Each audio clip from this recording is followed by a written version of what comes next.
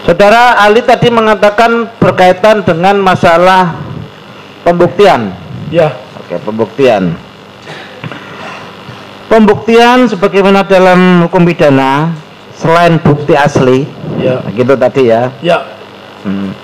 Selain bukti asli, tadi saudara ahli memberi contoh masalah mobil. Ya. Toyota, ya. Apapun itu ya Toyota. Ya Toyota, orang yakin bahwa itu benar mobil Toyota. Itu ya. Ya.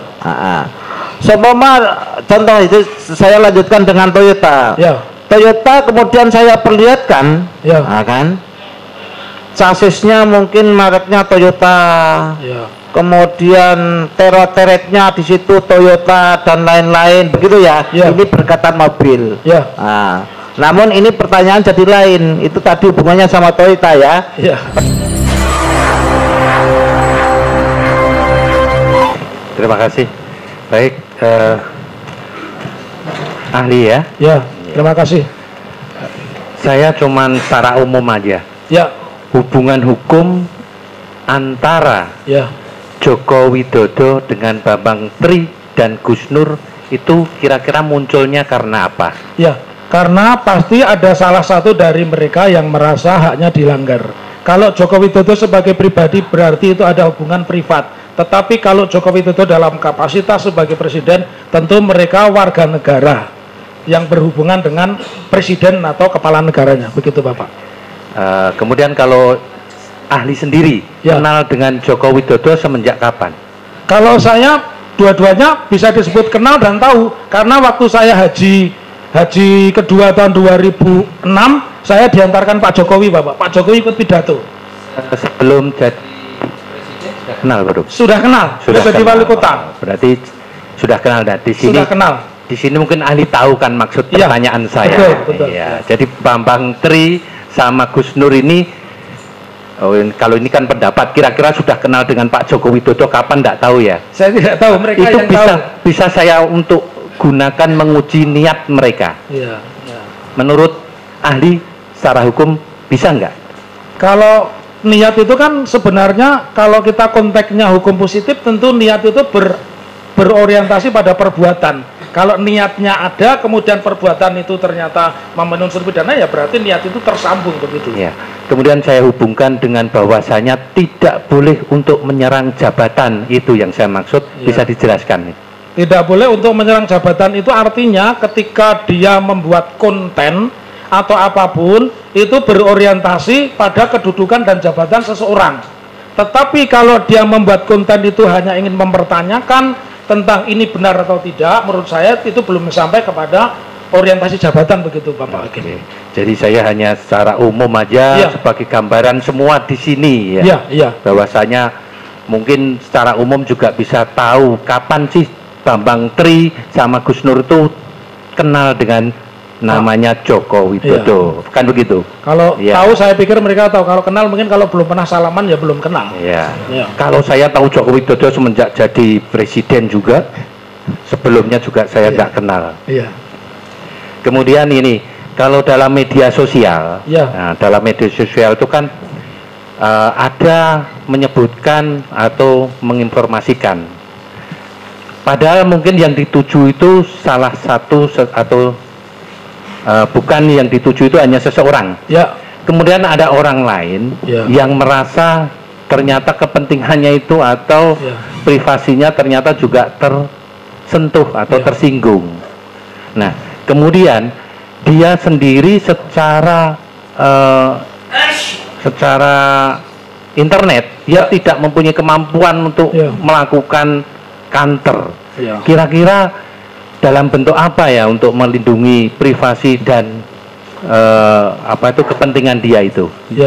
Banyak yang bisa dia lakukan. Dia misalkan meminta tolong kepada orang yang mengerti media sosial, atau dia coba mencari informasi kepada televisi, misalkan kan hampir setiap hari televisi itu memberitakan hal-hal yang sifatnya viral. Jadi informasi itu boleh didapat dengan cara apapun, begitu menurut pendapat saya Bapak. Kemudian itu kan masih dinilai secara imaterial. Saya contohkan aja lah. Dia sebagai guru di situ. kemudian dia menasihatin anak didiknya, ya. Ini loh kalau kamu itu bekerja keras, ya.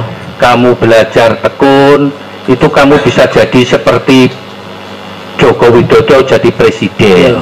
Kemudian melihatlah konten YouTube itu, ya. Nah ternyata dia tidak bisa memberikan ya. untuk penjelasan itu secara gamblang lagi. Ya. Nah itu kan secara imaterial. Ya. Nah secara materialnya mungkin kan bisa juga dikembangkan, ya. Karena dia tidak dipercaya lagi oleh anak didiknya, kemudian orang tuanya juga akhirnya nggak menyekolahkan begitu. Itu kan bisa dihitung juga secara material, nggak secara hukum. Ya benar kalau seperti itu. Jadi misalkan dia karena perbuatannya dia dianggap tidak loyal, akhirnya dia didemosi dari kepala sekolah menjadi guru biasa atau mungkin menjadi kepala perpustakaan malahan, begitu Pak Hakim. Jadi itu ada kepentingan hukum juga ya? Iya. Oke, terima kasih, itu saja. Oke, Ali. Terima kasih Bapak. Saya ada beberapa pertanyaan. Iya. Sudah dijelaskan banyak. Masuk catatan saya ada 4 lembar kasih. Nah ini catatan saya 4 lembar. Kami saya hanya membuat 4 pertanyaan saja. Yang pertama berkaitan dengan informasi transaksi elektronik. Itu ya. Itu. Apabila ada suatu podcast wawancara ya.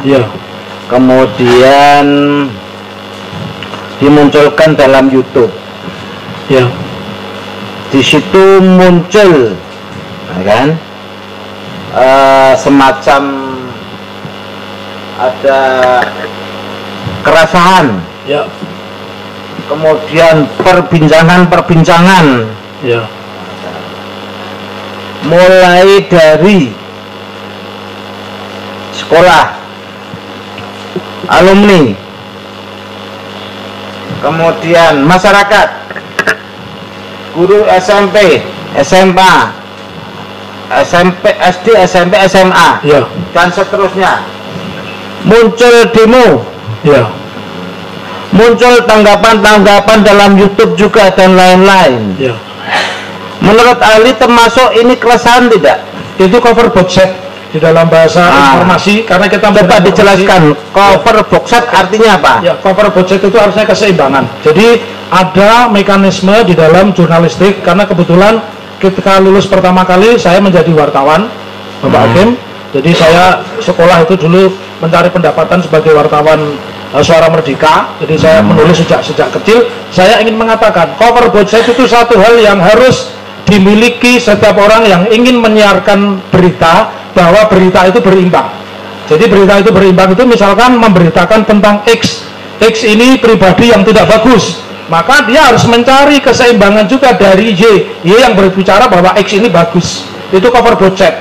Jadi kalau di dalam media tadi, jadi persis yang saya deskripsikan, ketika orang membuat buku ingin membantah buku itu tidak bagus, bukan dengan cara melarang buku itu, orang jadi tidak bisa menilai bagaimana jeleknya buku itu, bagaimana tidak akurasinya buku itu dibuat by data, by research, atau buku itu hanya halusinasi, tentu tidak akan tercapai.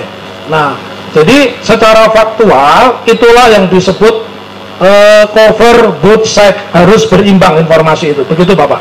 Oke, gitu ya. Iya. Ada keseimbangan dalam hal tadi membandingkan gitu ya. Betul Bapak. Ya.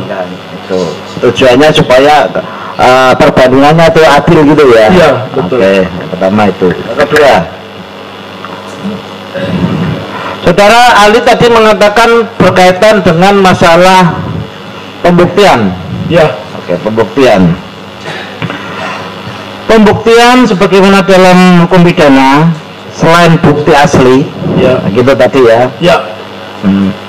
Selain bukti asli, tadi Saudara Ali memberi contoh masalah mobil, ya, Toyota, ya, apapun itu ya Toyota. Ya, Toyota. Orang yakin bahwa itu benar-benar Toyota. Itu ya. Ya. Seumpama contoh itu saya lanjutkan dengan Toyota. Ya. Toyota kemudian saya perlihatkan, ya, kan, sasisnya mungkin mereknya Toyota, kemudian teret-teretnya di situ Toyota dan lain-lain, begitu ya? Ini berkata mobil. Nah, namun ini pertanyaan jadi lain. Itu tadi hubungannya sama Toyota ya. Pertanyaan saya, apakah pembuktian selain bukti aslinya, bukti di SD, di SMP, di SMA, teman-teman dan lain-lain, otoritas yang yang memiliki kewenangan dan lain-lain, itu juga bisa pembuktian terhadap sesuatu tindak pidana? Bisa, makanya ada laboratorium forensik ya untuk menguji.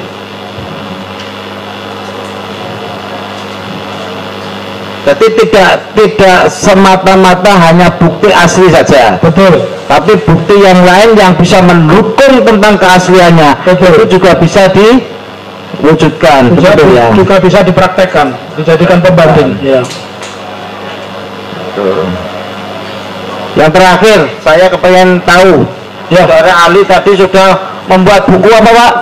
Buku saya ada 10 buku ITE ya, Informasi dan Transaksi Elektronik, bukan undang-undang subversi. Itu buku saya. Oke, gitu ya.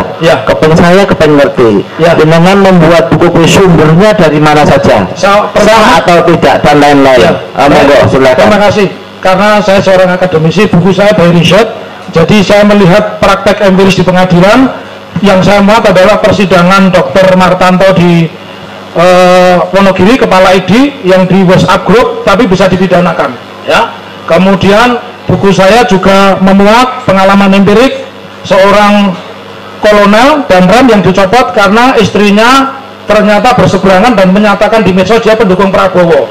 Jadi buku saya sumbernya adalah satu pengalaman empirik, ya. Kemudian yang kedua by riset, saya mengumpulkan putusan pengadilan dan saya juga mendasari pada catatan-catatan teori-teori atau pendapat seseorang.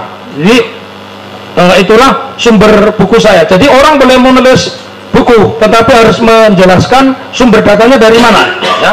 Kalau dia mengaksesnya dari internet, harus sebutkan internet real time-nya kapan. Kalau dia dari buku, karena ini bicara tentang teori informasi, teori Alvin Toffler, ya, dia tentu harus mengutip dari buku siapa. Terus yang terakhir, buku saya ini saya lengkapi dengan data-data perkara yang berhubungan dengan informasi dan transaksi elektronik yang saya dapatkan dari media cetak maupun media online. Begitu Bapak yang kami hormati. Oke, matur nuwun.